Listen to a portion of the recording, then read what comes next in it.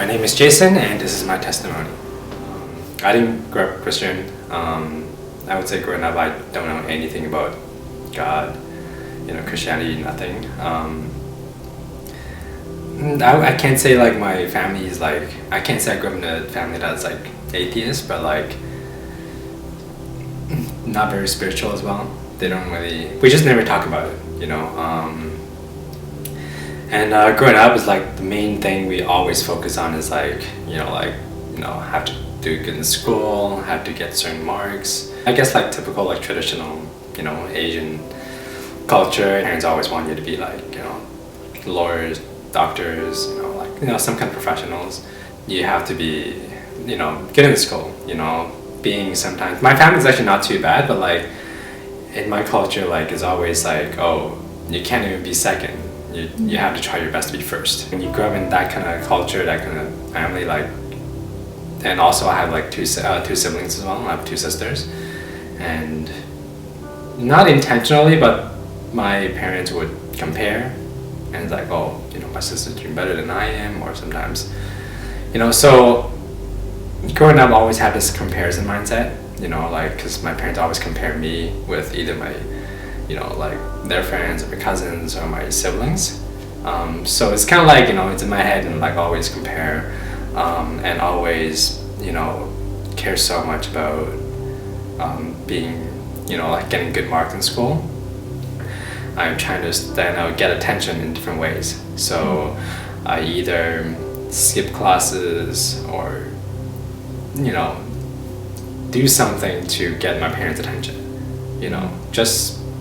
just like basically I always want to seek for attention, so like kind of, hey, I exist.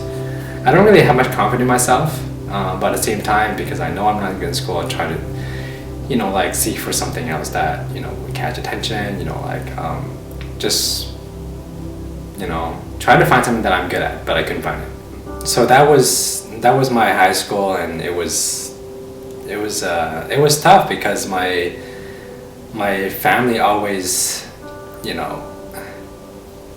compare me with like my sisters, my cousins, and they always felt like something wrong with me.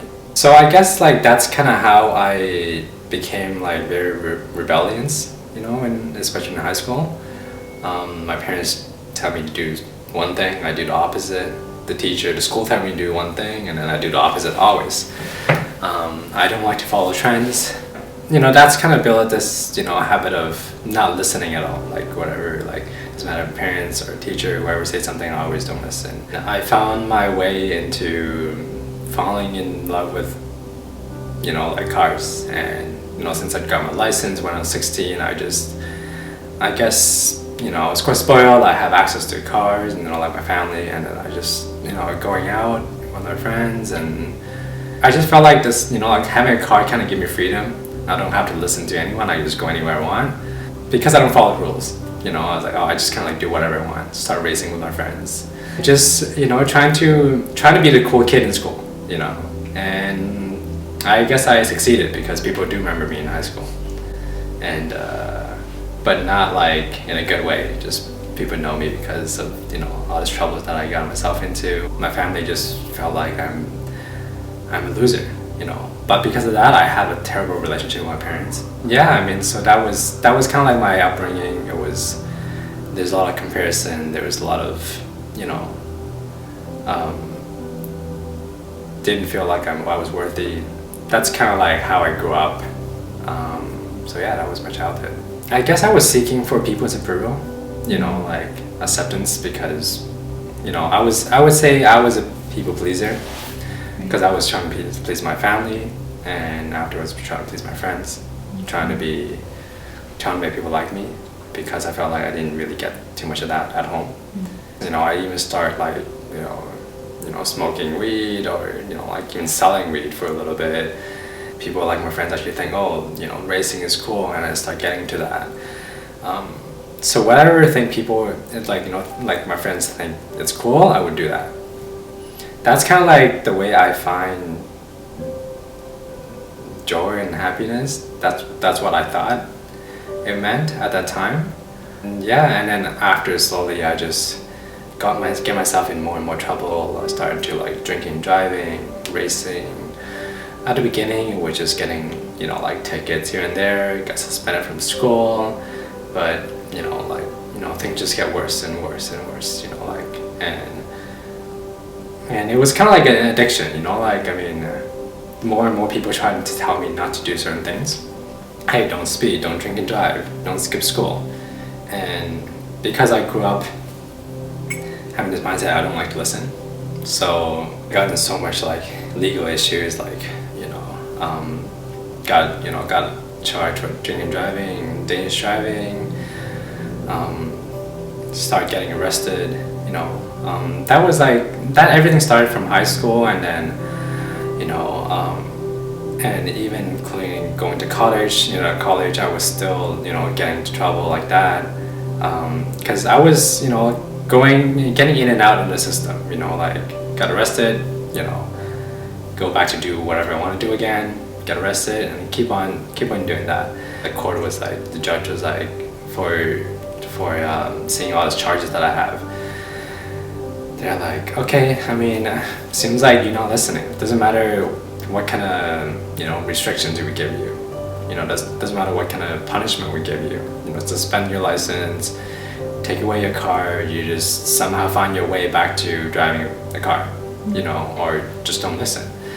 I thought I could always get away with things. That's kind of like how I grew up. So I had this mentality. I was like, okay, yeah. I get in trouble. My parents pay for, the legal fee, and then I get out of the system, and then I just keep doing the same thing, and then just keep going back in and out. I was quite spoiled. It doesn't matter how much trouble I get into. My parents always found ways to get me out of it. So the last time I went to court, for my charges, I thought I could get out of it. I still remember that day very clear because that the last time I got in trouble, I didn't even tell my parents that I was going to court. I thought I just, hey, I gotta plead guilty to the charges and get it over with, And I didn't get out of the court, They decided to just put me in prison. And they sentenced me to, 6 months in prison, and I was shocked. At that time, I was like, in prison for this, for driving, and I was really mad at the world. I was like, I didn't even know how to, process that. It was a huge shock for me because every time I could get out of it, and that time I didn't. The first thing I thought of was like, my parents would be extremely disappointed in me, and they probably, they probably don't want to see me again. That was all I had in my mind. And then because I always have this mind of like,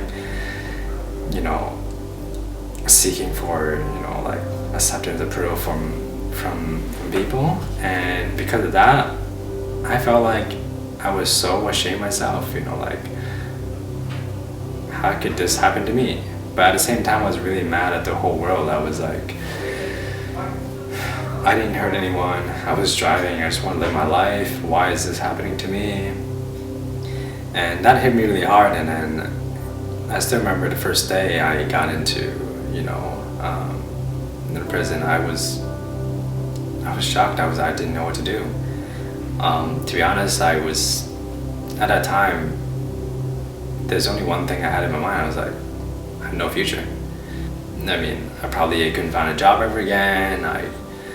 My family is gonna abandon me. Like, no one would want to be around me anymore. So I attempted to, commit suicide, at a time, because I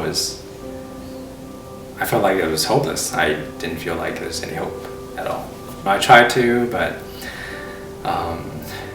like the guards in the prison, they saw that I was trying to attempt to, commit suicide. They stopped me and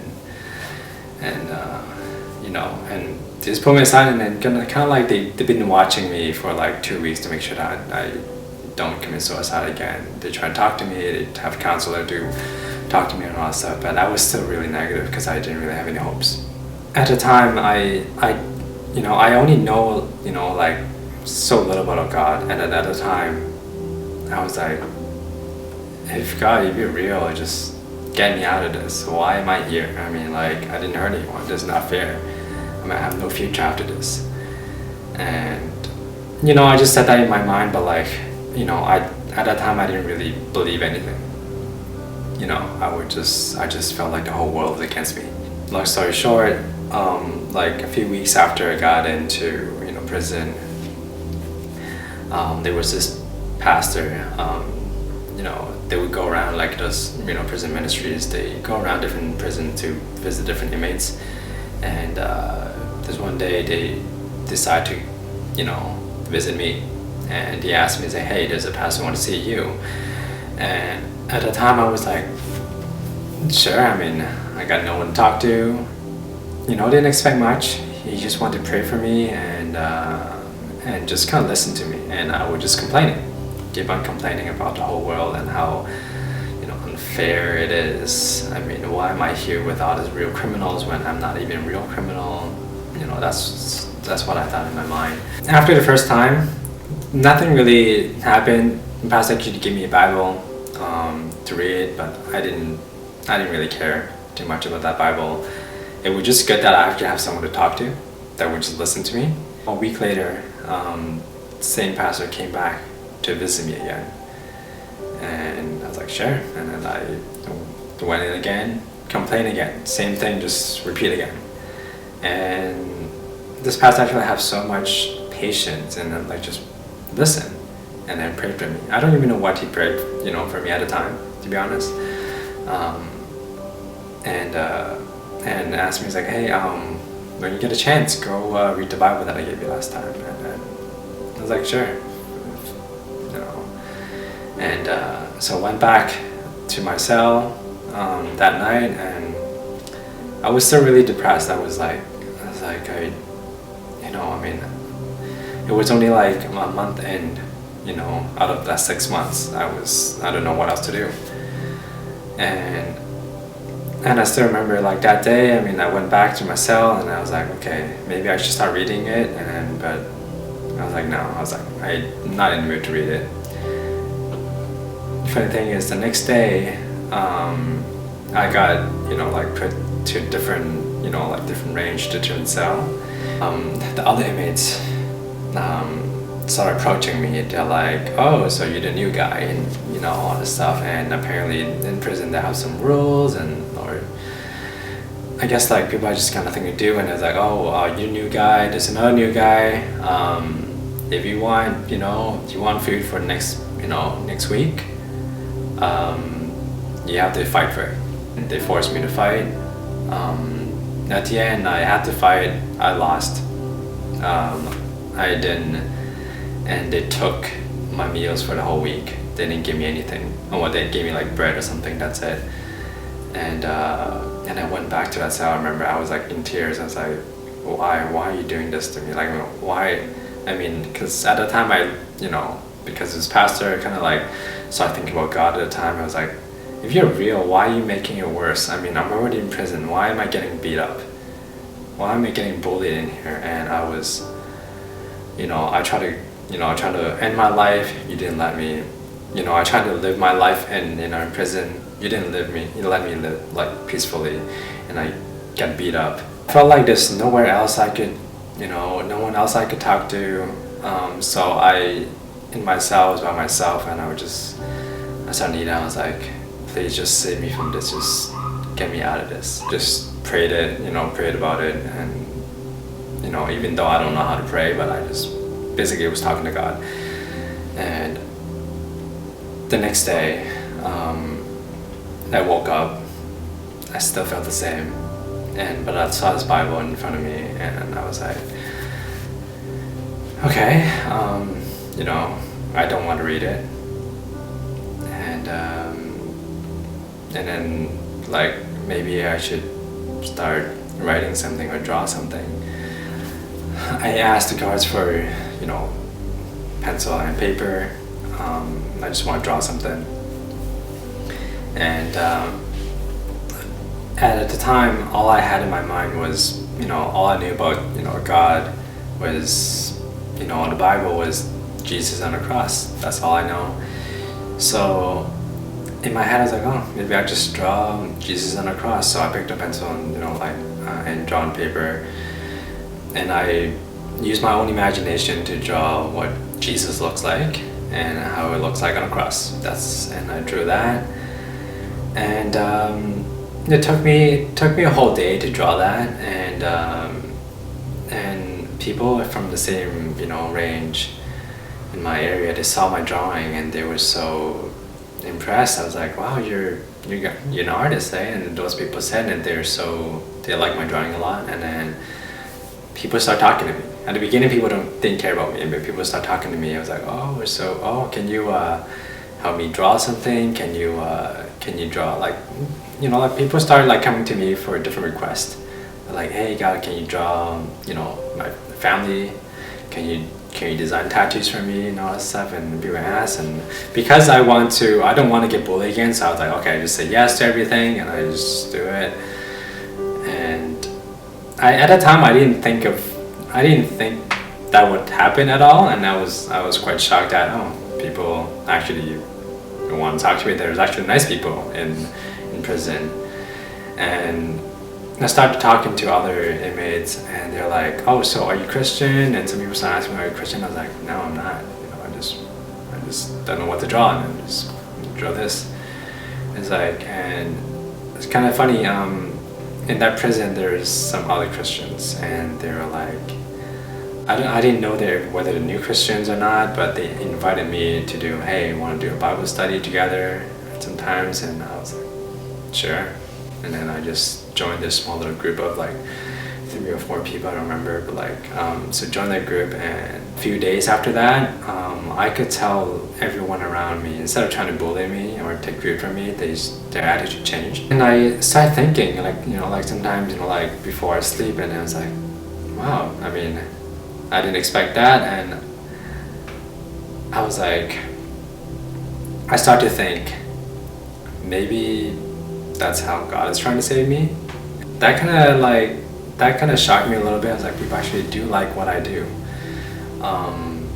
and people gave me like so much compliments over there. And then I even started getting attention from like the guards over there. They're like, wow, like you're pretty good at drawing. Well, like we actually have like some like drawing contests within the prison, and want to get into that. And then I just started like participating in different stuff in prison.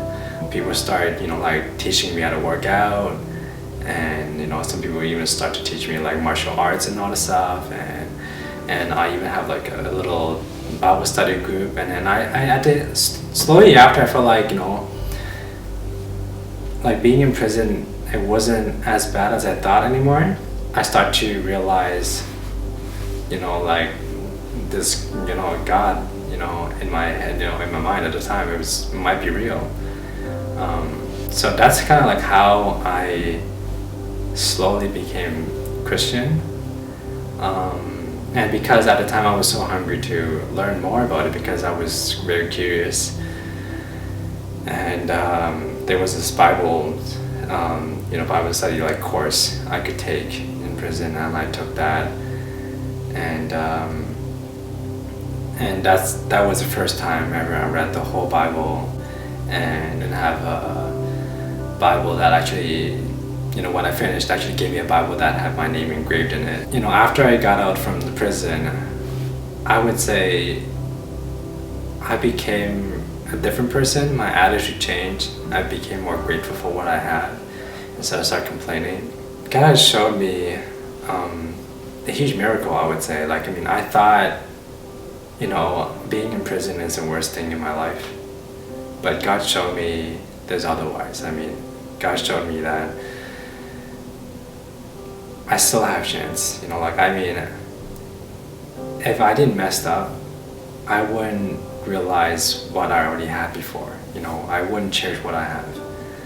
I wouldn't realize his existence. My relationship with my family and my friends became better than ever before that incident. People from my high school that I didn't really talk to, back then, I didn't know like some of them they're Christians, and they start reaching out to me. I heard what happened. They actually reached out to me and said, hey, I know you can't drive. I could drive you around, but they have like one condition. I had to go to church with them, and then I started going to church with them. Being in prison, I thought that was my end of my life. That was, the worst thing happened ever in my life. But it turned out to be a turning point in my life where I felt reborn again. I felt like a different person coming out, and that was probably the best thing that ever happened in my life. It's difficult, but I learned so much out of it, and I wouldn't become who I am. It wasn't because of my experience. I do realize everyone, at least everyone had purpose in their life. God had purpose in everyone's life. I mean, God is my guidance in my life right now, and that's what I lean towards whenever I have any struggles in my life. That's God is who I go to. Knowing that God is always always by my side, always in me, and walking through every step of my life. That's where I get my security from. Because I know God is with me. It doesn't matter what happened to me. It doesn't matter if it seems like the whole world is against me. God is always with me. Everything I have right now, God gave that to me. I stopped comparing what I don't have, instead of start looking at what I have, what God gave me, what gift God gave me. One thing God gave me when I thought I'm not good at anything, and I realized I'm a good designer, I'm a good artist, I would say, even, and I never see myself that way, and I felt like not only that, God gave me ability to have this great community. Just being this part of this Christian community, being part of God's kingdom, that's kind of like where I get my joy from. That's yeah. I always have hope, because even if you think you're at the worst stage in your life right now, you're rock bottom. Even if you think that's what you're rock bottom, but that is not. That you might see you lost so much, but maybe start looking at what you can gain from whatever trial you're going through right now. Everything you have, God will provide. Just need to have faith that God would God will get you out of whatever trial you're in right now, because God will always be with you. Doesn't matter what happened, even if you don't see light the end tunnel, but there is. Eventually you'll see it.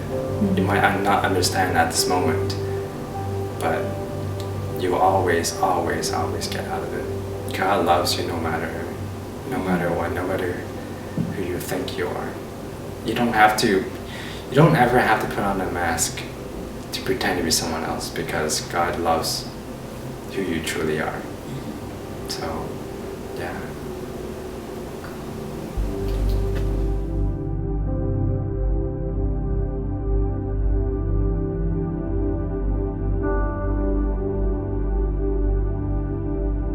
Tell me about your upbringing. Were you raised Christian? I don't know why. Did I pause for a second? No, I'm not. All of a sudden, I feel like all of a sudden my head is blank. I don't